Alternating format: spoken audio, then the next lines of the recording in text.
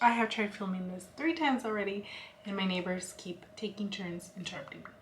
Hello lovely people, I hope everyone is doing well. Welcome to today's video. If you are thinking about opening an in-home daycare in California or just starting your research, this is the video for you. I'm going to be sharing in-home daycare rules and regulations for California. But before we begin, you know the drill. Hit that subscribe button down below if you haven't already. Like, comment, share, all that fun stuff, and let's jump right in. If you can hear my AC, I am so sorry. It is 100 degrees outside. Who's ready for fall? Raise your hand. So there are many regulations when opening an in-home daycare. I'm just going to quickly skim through some of them just so you can get an idea of what you're getting yourself into.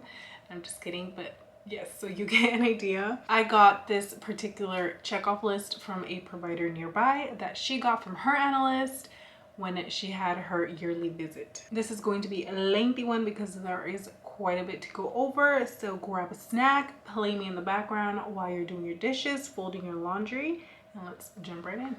0 tolerance. All pools, spas, hot tubs, fish ponds, or similar bodies of water shall be made inaccessible to children by covering or fencing as specified by regulation. Now, I should mention, in the state of California, analysts are allowed to interpret the regulations as they see fit. Meaning, if it means one thing for one, it might not mean the same thing for another. In my opinion, this really sets us up for failure because get it together. I feel like there's a lot of gray area. 0 tolerance. Storage areas for firearms and other dangerous weapons shall be inaccessible to children and locked. Ammunition shall be locked separately. When I went to the orientation, there was a couple husbands there asking about having the firearm loaded but locked away, and the person running the orientation, I don't know exactly his title, but he's like high up there, he said absolutely not. Keep that in mind if your significant other owns any weapons or firearms. Storage areas for poisons shall be inaccessible to children and locked. Detergents, cleaning compounds, medications, and other items which could pose a danger to children shall be stored where they are inaccessible to children.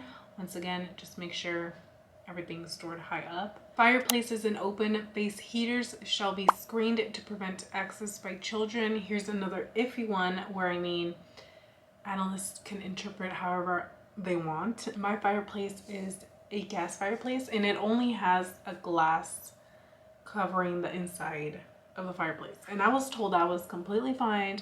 I don't need to worry about putting any extra coverings on it, but I know other providers that have either brick or like a similar setup as mine. They were told to absolutely cover or barricade the area. Fire extinguishers and smoke detectors shall meet state fire marshal standards. Make sure that your detectors are not beeping and that your extinguishers are still on green. Home shall be kept clean and orderly with heating and ventilation for safety and comfort. Make sure that if you're living in hot climates that you have an AC. Where children are less than 5 years old are in care, stairs shall be fenced or barricaded. The home shall provide safe toys, play equipment, and materials. The home shall maintain working telephone service. For some people, that means a landline.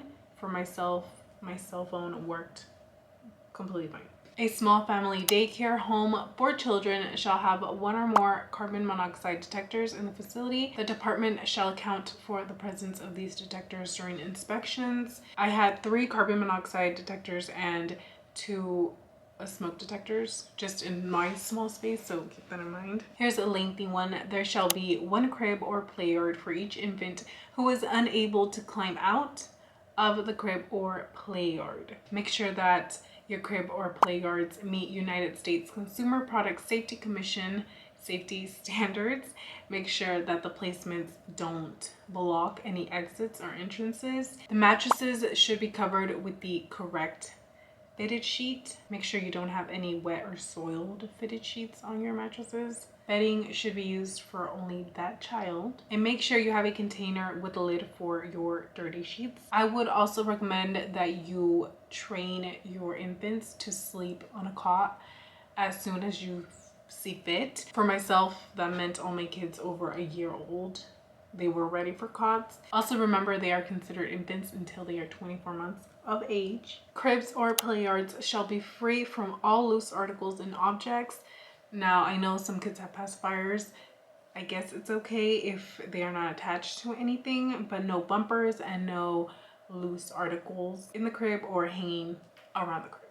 We're going to move on to evaluation of care and supervision. Zero tolerance.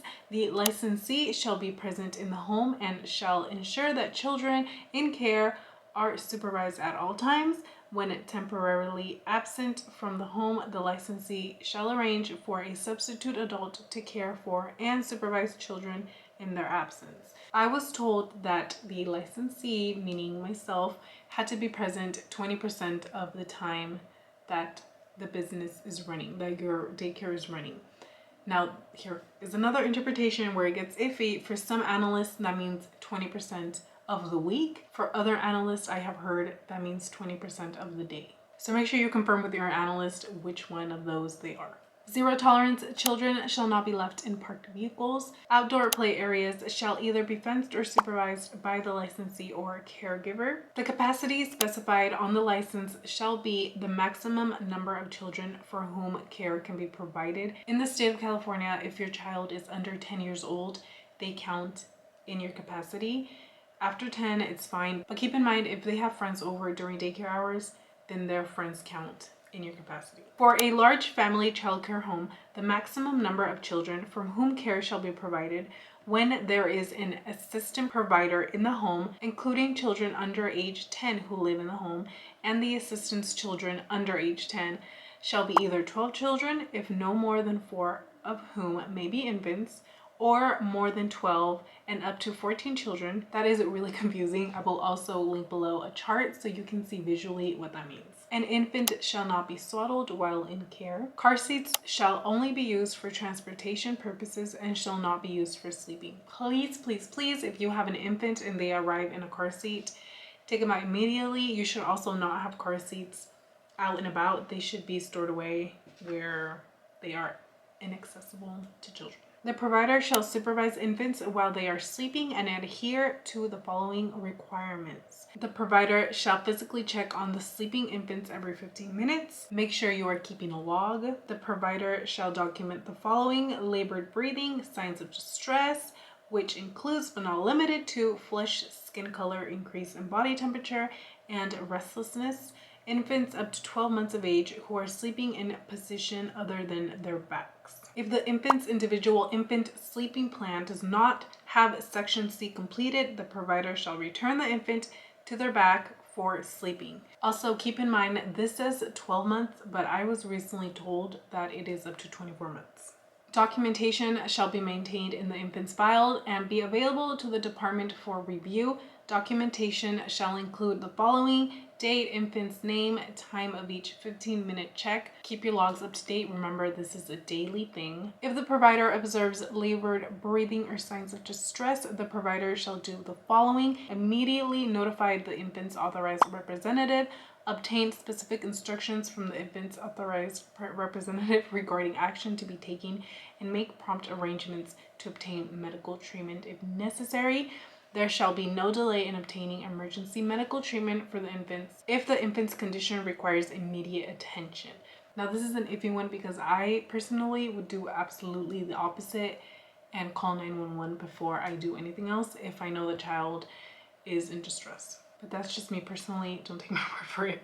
The provider shall be near enough to the sleeping infant to be able to hear them wake up. Always, always be vigilant. If the infant is sleeping in a separate room from where the provider is stationed, the door to the room the infant is sleeping in shall remain open at all times. The provider shall be able to visually observe the infant without moving the door. So please don't lock your kids in a separate room. The provider shall be on the same floor as the sleeping infant.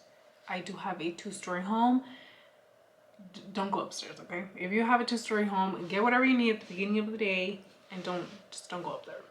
A digital video and audio monitoring device may be used in the home but shall not be used in place of the requirements. Each child receiving services from a child care home shall have certain rights and shall not be waived or abridged by the licensee regardless of consent or authorization from the child's authorized representative, which means they have the right to receive safe, healthful, and comfortable accommodations, furnishings, and equipment. When a child shows signs of illness, he or she shall be separated from other children and the nature of the illness determined.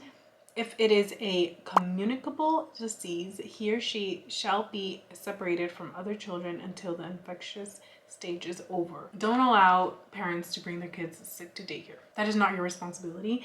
And this is an issue that I had running my daycare, where I would just have parents try to drop off their sick children. Just be cautious and don't take sick children.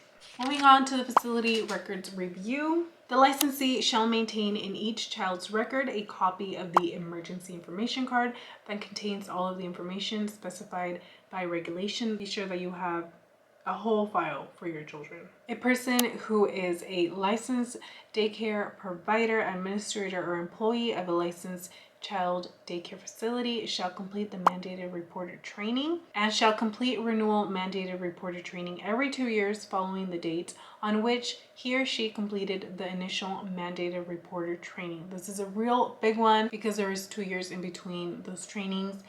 We tend to forget that we need to retake them. A person shall not be employed or volunteer at a family daycare home if he or she has not been immunized against influenza, pertussis, and measles. Each employee and volunteer shall receive an influenza vaccine between August 1st and December 1st of each year. An individual infant sleeping plan shall be completed for each infant up to 12 months of age. Remember I said it's 24 months according to my analyst. Make sure with yours. The plan shall be signed and dated by the infant's authorized representative. The individual infant sleeping plan shall be maintained in the infant's file and shall be available to the department for review. The provider shall place infants up to 12 months of age on their backs for sleeping. And last but not least, facility administration. Zero tolerance. When notified by the department, the licensee shall comply with the removal of any person from the facility who has specified convictions or for other reasons. All individuals subject to a criminal record review shall obtain a criminal record clearance or exemption prior to working, residing, or volunteering in a licensed home. Zero tolerance. Any authorized employee of the department may enter and inspect any place providing personal care and services at any time with or without advance notice. Before you let anyone in, make sure that they show you their badge.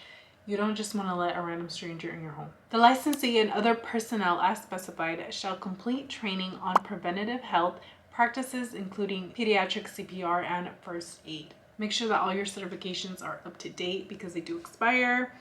And believe me, it's happened where people don't realize it and they get cited for it, and that is a big one. So there you go, you guys. That was the family child care home key indicator tool number 1. I'm not sure how many more of these there are, but I'm guessing there is more than one if this is number 1. Obviously, I hope this gave you guys an idea of what to look forward to if you are thinking about opening an in-home daycare. And if you made it all the way to the end, I give you a round of applause because that was lengthy and that means that you are in it to win it. That is going to be it for today's video. I hope you guys enjoyed. Once again, please be sure to subscribe down below, like, comment, share, all that fun stuff. Please stay safe out there, and I will see you very soon.